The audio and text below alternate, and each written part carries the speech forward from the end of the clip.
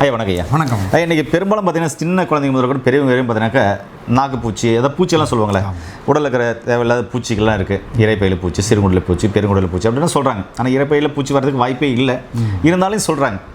அதாவது வயிற்றுலலாம் பூச்சி இருக்குது அப்படின்னு சொல்லுவாங்க, ஜென்ரலாக சொல்லிடுவாங்க.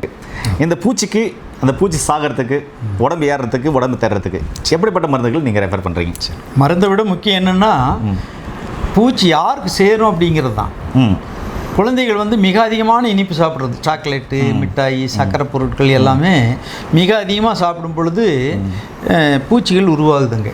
அந்த இனிப்பு குடலில் போய் சேரும் பொழுது உணவில் இருக்கக்கூடிய சிறு அந்த அமீபாக்கள் அந்த சர்க்கரை கிடைக்கிறதுனால மீண்டும் பூச்சி வளர்ந்து பூச்சியாக உருவாயிருது. அது நூல் புழு, நாடா புழு, தட்டை புழுன்னு பலவிதமான புழுக்கள், பூச்சிகள் இருக்குது. அதுக்கு அந்த காலத்தில் என்ன பண்ணுவாங்கன்னா, இரவில் வேப்பெண்ணெய் கொஞ்சம் அன்னைக்கு சாப்பிட்டு வச்சுட்டு காலையில் பேதி கொடுப்பாங்க, சரியாகும். அது மாத்திரை கொடுக்குறேன், பூச்சி மாத்திரை கொடுத்தா சரியாயிருன்னு சொல்லிடுவேன். 15 நாளைக்கு கொடுப்பேன். காலையில் ஒன்று, நைட்டை ஒன்று. சாப்பிட்டவருக்கு பூச்சி மாத்திரை சாப்பிட்டா குழந்தைக்கு நல்லா சாப்பிடும், சாப்பிட்டவருக்கு நல்லா தேறிடும், பூச்சி வெளியே போயிடும். தேவைப்பட்டால் பூச்சி மாத்திரை கொடுத்து முடிச்சோன்னே ஒரு சிறு அளவில் பேதி மாத்திரை இருக்குது, அதை கொடுத்து பேதி பண்ணிட்டோம்னா இன்னும் நல்லாயிருக்கும். அடுத்து அவங்க இனிப்பே அளவாக வச்சுக்கணும், இந்த அசைவ உணவுகளையும் அளவாக வச்சுக்கணும், அது சுத்தமான உணவாக சாப்பிட்ணும். ஹோட்டலில் சாப்பிடும்போதும் சில கிருமிகளால் நமக்கு பூச்சிகள் வருது. அது மாதிரி அந்த காரணங்களையும் விளக்கிடணும்.